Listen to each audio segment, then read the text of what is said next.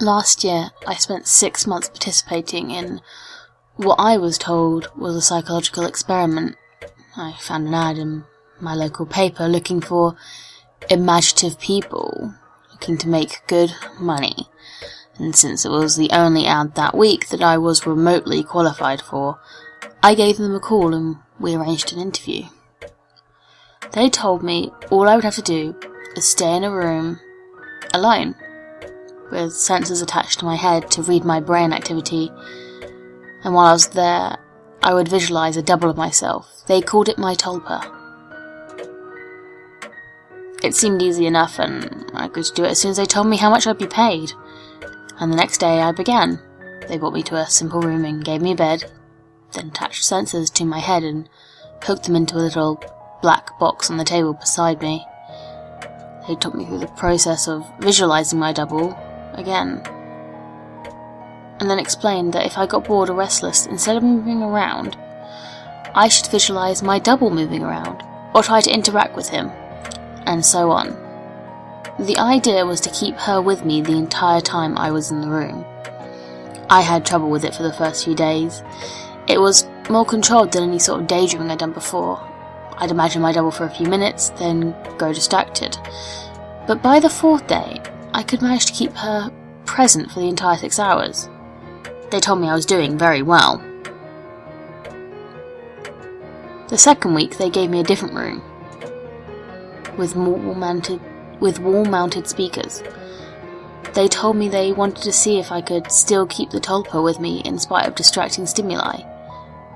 The music was discordant, ugly and unsettling, and it made the process a little more difficult, but I managed nonetheless. The next week they played even more unsettling music, punctuated with shrieks, feedback loops and what sounded like an old-school modem dialing up, guttural voices speaking some foreign language. I just laughed it off. I was a pro by then. After about a month, I started to get bored. To liven things up, I started interacting with my doppelganger. We'd have conversations or play rock, paper, scissors. I'd imagine her juggling or breakdancing or whatever caught my fancy. I asked the researchers if my foolishness would adversely affect their study, but they encouraged me. So we played and communicated, and that was fun for a while. And then it got a little strange. I was telling her about how my first date went one day, and she corrected me. I said my date was wearing yellow top, and she told me it was green. I thought about it for a second and realized she was right. It creeped me out, and after my shift that day I talked to the researchers about it. You're using the thought form to access your subconscious, they explained. You know on some levels that you were wrong and you subconsciously corrected yourself. What had been creepy was suddenly cool. I was talking to my subconscious. It took some practice, but I found that I could question my Tulpa and access all sorts of memories. I could make it quote whole pages of books I'd read once, years before, or things I was taught and immediately forgot in high school. It was awesome. That was around the time I started calling up my double outside of the research centre. Not often at first, but I was so used to imagining her by now that it almost seemed odd not to see her. So whenever I was bored, I'd visualise my double. Eventually I started doing it almost all the time. It was amusing to take her along like an invisible friend. I imagined her when I was hanging out with friends or visiting my mum. I even brought her along on a date once. I didn't need to speak aloud to her, so I was able to carry out conversations with her and no one was the wiser. I know that sounds strange, but it was fun. Not only was she a walking repository of everything I knew and everything I had forgotten, she also seemed more in touch with me than I did at times. She had an uncanny grasp of my minutiae of body language that I didn't even realise I was picking up on. For example, I thought the date I brought along was going badly. But she pointed out how He was laughing a little hard at my jokes and leaning towards me as I spoke, and a bunch of other subtle clues I wasn't consciously picking up on. I listened, and let's just say that date went very well. By the time I'd been at the research centre for 4 months, she was with me constantly. The researchers approached me one day after my shift and asked me if I'd stop visualising her. I denied it, and they seemed pleased. I certainly asked my double if she knew what prompted that, but she just shrugged it off. So did I. I withdrew from the world at that point. I was having trouble relating to people. It seemed to me that they were so confused and unsure of themselves, while I had a manifestation of myself to confer with. It made socialising awkward. Nobody else seemed aware of the reason behind their actions. Why some things made them mad and others made them laugh. They didn't know what moved them. But I did. Or at least I could ask myself and get an answer. A friend confronted me one evening. He pounded at the door until I answered and came in fuming and swearing up a storm. "You haven't answered when I call you in fucking weeks, you dick," he yelled. "What's your fucking problem?" I was about to apologise to him and probably would have offered to hit the bars with him that night, but my Tulpa grew suddenly furious. "Hit him," it said, and before I knew what I was doing, I had, and I heard his nose break. He fell to the floor and came up swinging, and we beat each other up and down my apartment. I was more furious than I have ever been, and I was not merciful. I knocked him to the ground and gave him 2 savage kicks to the rib. And that was when he fled, hunched over and sobbing. The police were by a few minutes later, but I told them he had been the instigator, and since he wasn't around to refute me, they let me off with a warning. My Tulpa was grinning the entire time. We spent the night crowing about my victory and sneering over how badly I'd beaten my friend. It wasn't until the next morning, when I was checking out my black eye and cut lip in the mirror, that I remembered what had set me off. My double was the one who'd grown furious, not me. I'd been feeling guilty and a little shamed, but she'd goaded me into a vicious fight with a concerned friend. She was present, of course, and knew my thoughts. "You don't need him anymore. You don't need anyone else," she told me, and I felt my skin crawl. I explained all this to the researchers who employed me, but they just laughed it off.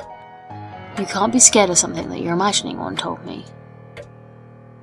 My double stood beside him and nodded his head, then smirked at me. My double stood beside him and nodded her head, then smirked at me. I tried to take their words to heart, but over the next few days I found myself growing more and more anxious around my Tulpa, and it seemed that she was changing. She looked taller and more menacing. Her eyes twinkled with mischief, and I saw malice in her constant smile. No job was worth losing my mind over, I decided. If she was out of control, I'd put her down. I was so used to her at that point that visualising her was an automatic process, so I started trying my damnedest to not visualise her. It took a few days, but it started to work somewhat. I could get rid of her for hours at a time, but every time she came back, she seemed worse. Her skin seemed ashen, her teeth more pointed. She hissed and gibbered and threatened and swore. The discordant music I'd been listening to for months seemed to accompany her everywhere. Even when I was at home, I'd relax and slip up, no longer concentrating on not seeing her, and there she'd be, and that howling noise with her. I was still visiting the research centre and spending my 6 hours there. I needed the money, and I thought that I weren't aware that I was now actively not visiting my Tulpa. I was wrong. After my shift one day, about 5.5 months in, 2 impressively men grabbed and restrained me, and someone in a lab coat jabbed a hypodermic needle into me. I woke up from my stupor back in the room, strapped into the bed, music blaring with my doppelganger standing over me cackling. She hardly looked human anymore. Her features were twisted, her eyes were sunken in their sockets, and filmed over like a corpse's. She was much taller than me, but hunched over, her hands were twisted, and the fingernails were like talons.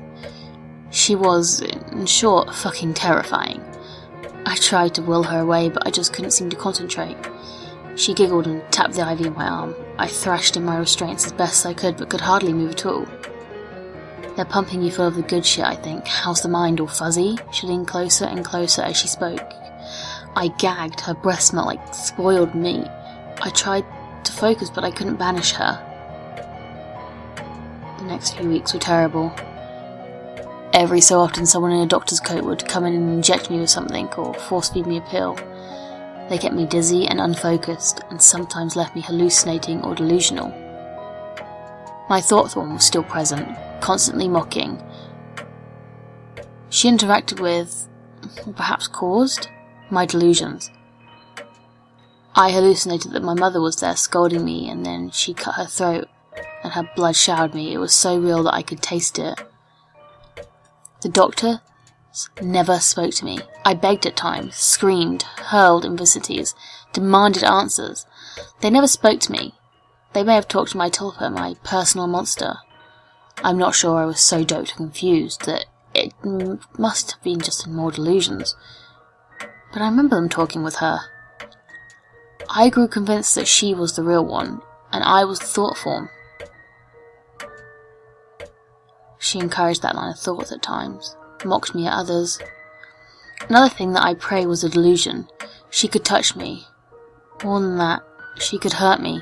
She'd poke and prod at me if she felt I wasn't paying enough attention to her. Once, she grabbed my chest and squeezed until I told her I loved her.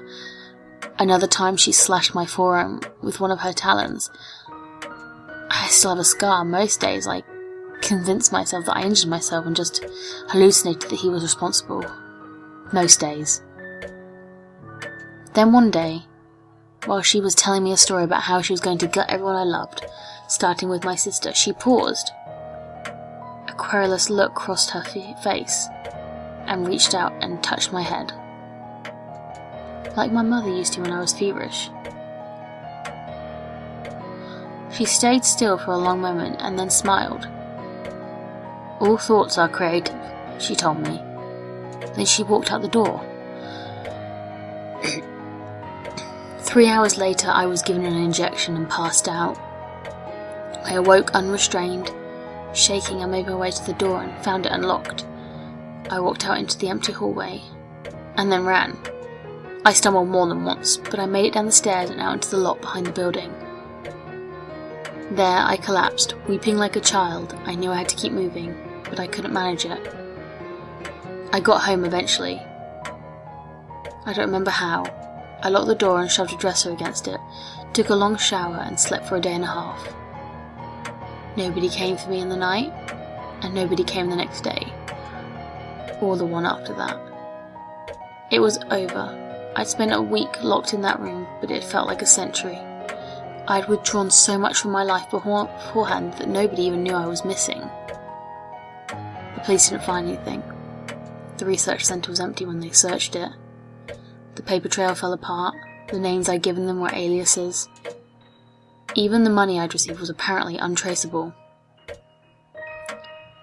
I recovered as much as one can. I don't leave the house much, and I have panic attacks when I do. I cry a lot, I don't sleep much, and my nightmares are terrible.